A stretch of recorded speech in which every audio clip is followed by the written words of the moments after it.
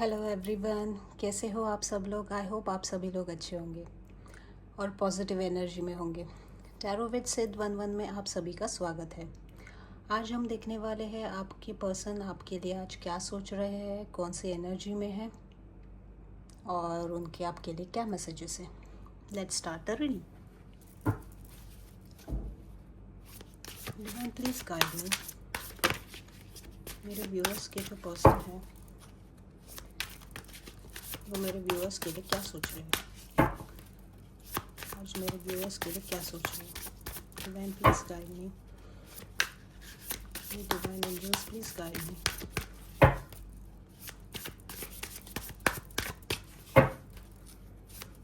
मेरे व्यूअर्स के जो पर्सन है वो मेरे व्यूअर्स के लिए क्या सोच रहे हैं। 3 कार्ड्स आए हैं।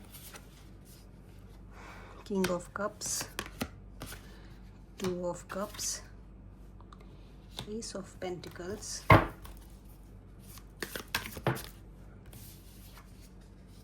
The moon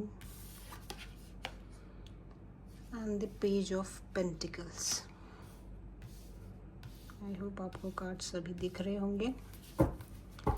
and bottom of the deck है 9 ऑफ वैंड्स।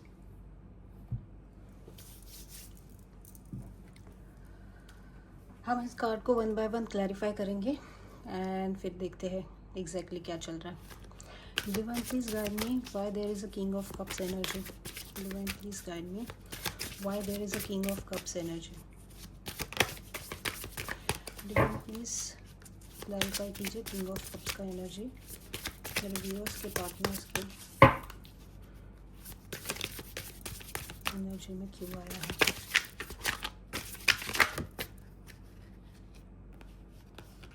तीन कार्ड्स आए हैं। Holding back, ego and irreplaceable. Divine please guide me why there is a 2 of cups. 2 of cups का एनर्जी मेरे व्यूअर्स के पार्टनर के फीलिंग्स में क्यों आया है। Regret. Divine please guide me why there is a ace of pentacles. Why there is a ace of pentacles. Divine please clarify ace of pentacles का energy क्यों आया है। 2 कार्ड्स आए हैं। Third party, guilty. Divine please guide me moon का energy क्यों आया है। Divine please guide me moon का एनर्जी क्यों आया है।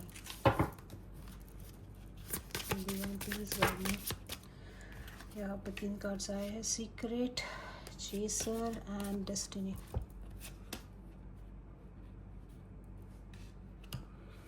Divine please guide me why there is a page of pentacles. Page of pentacles का एनर्जी क्यों आया है। Divine please guide me why there is a page of pentacles.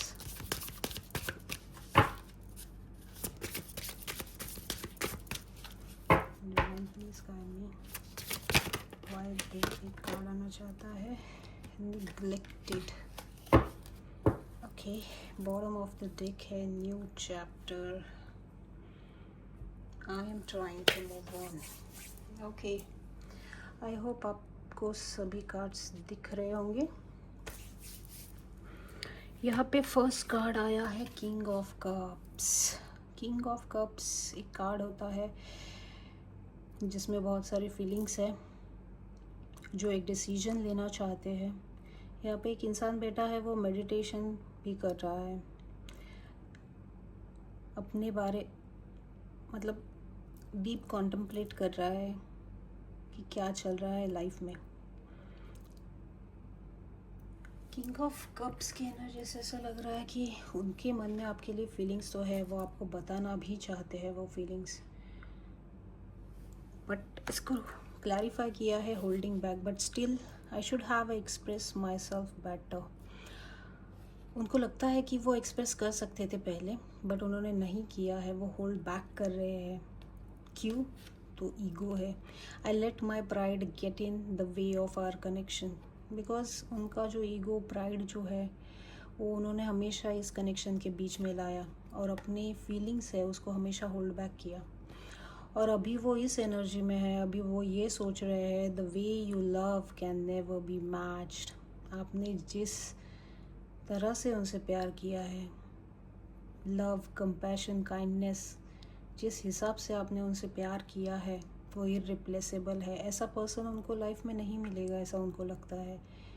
तो वो वही सोच रहे हैं, अभी उनके फीलिंग्स जाग रहे हैं, अपने आप को सोच रहे हैं कि ये सब मैंने क्या कर दिया।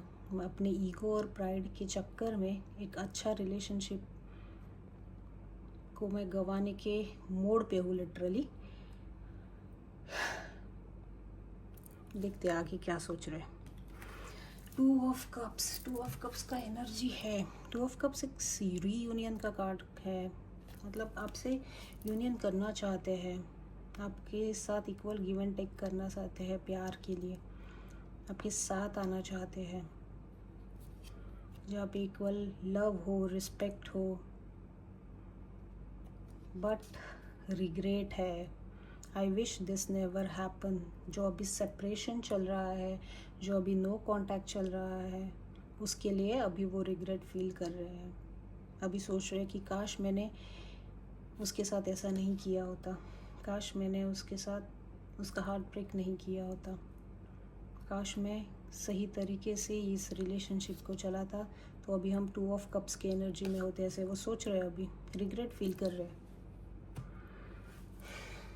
थर्ड कार्ड आया है S of pentacles. S of pentacles ऐसा लग रहा है कि कुछ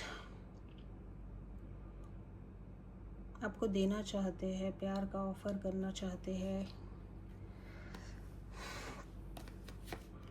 बट उसको क्लैरिफाई किया third party and guilty. There were other things that got in the way of us being together. शायद फाइनेंशियली स्टेबल नहीं थे, या फिर करियर में उनको स्टेबिलिटी नहीं था करियर में, या फिर फाइनेंशियली स्टेबल नहीं थे।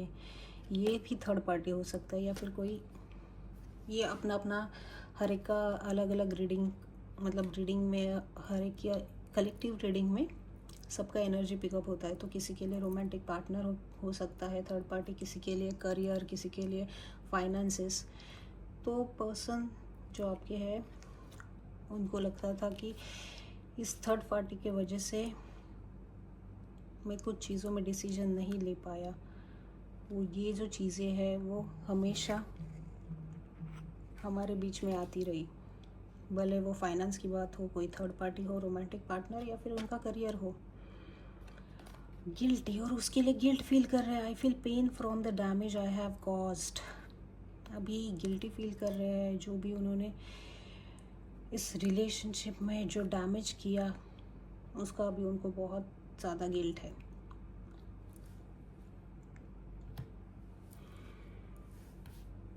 फोर्थ कार्ड आया है द मून। कुछ छुपा रहे हैं, डीप लव में है, बट कुछ सीक्रेटिव भी है, बहुत सारी चीज़ें उन्होंने छुपाई भी है। उसको क्लैरिफाई किया destiny. I am struggling to find the right path. Struggle कर रहे हैं कि क्या सही है एक राइट पाथ में चलने के लिए। Chaser, I don't want to chase any more. ये सारी चीज़ें छुपाई है शायद, या फिर छुपाते थे, सिर्फ आपको चेज़ करते थे, सॉरी आप उनको चेज़ करते थे, बट ये हमेशा रनर ही रहे हैं। और अभी भी शायद थोड़ा बहुत ईगो है उसमें, वो बोल रहे हैं I don't want to chase any more.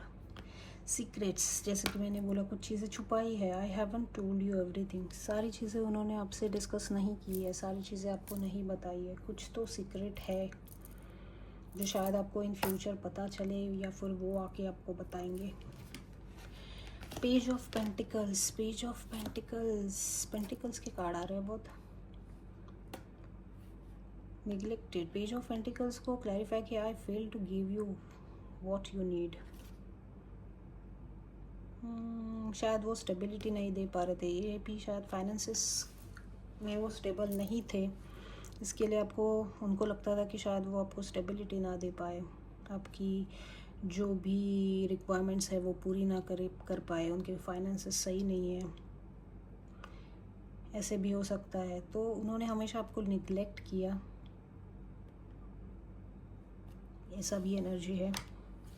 Bottom of the take है 9 ऑफ वैंड्स। 9 ऑफ वैंड्स से ये आ रहा है कि अभी भी उन्होंने हार नहीं माना है इस कनेक्शन में। अभी भी उनको लगता है कि शायद वो वेट कर रहे हैं, उनको एक होप है कि शायद आप वापस आ जाओ, शायद आप उनको कांटेक्ट करो, या फिर वो आपके पास आए कांटेक्ट करने के लिए तो आप उनको एक्सेप्ट करो, एक सेकेंड चांस दो। इस उम्मीद में वो खड़े हैं, इस उम्मीद लगा कि उनको एक लास्ट होप है। उसको क्लैरिफाई किया है, new chapter, I am trying to move on. शायद ये आपका एनर्जी हो सकता है। आप अभी बहुत, आपको भी लग रहा है कि बहुत ज़्यादा लेट हो गया है, I am trying to move on from this person, या फिर वो कोशिश किए है कि इस रिलेशनशिप से मूव ऑन करने की, एक नया चैप्टर शुरुआत करने की, बट शायद उनसे नहीं हो रहा है। इसके लिए वो इतना रिग्रेट और गिल्ट फील कर रहे हैं।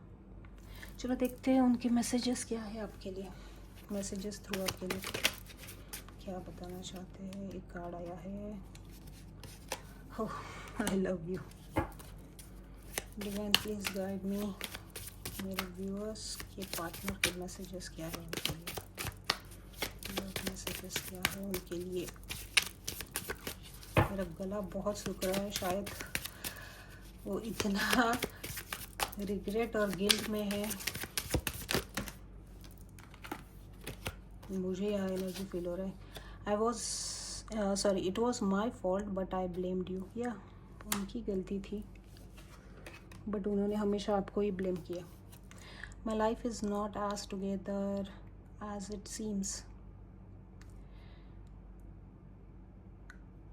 जैसे दिख रही है उनकी लाइफ वैसे सही नहीं चल रही है शायद।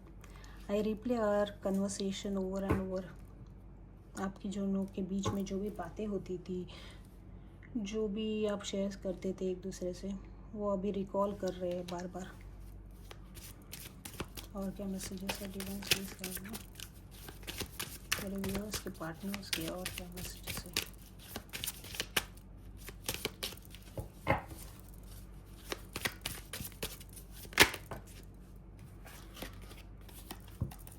आई am afraid to contact you, आपको कांटेक्ट करने से डर रहे हैं। I hide behind material things, यही फाइनेंस के पीछे भागना, ये करना वो करना, उसके पीछे उन्होंने अपनी फीलिंग्स ही दबा डाली।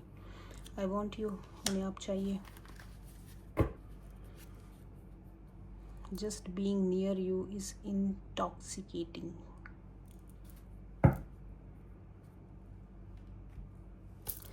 तो आज के लिए इतना ही। Thank you so much for watching my video.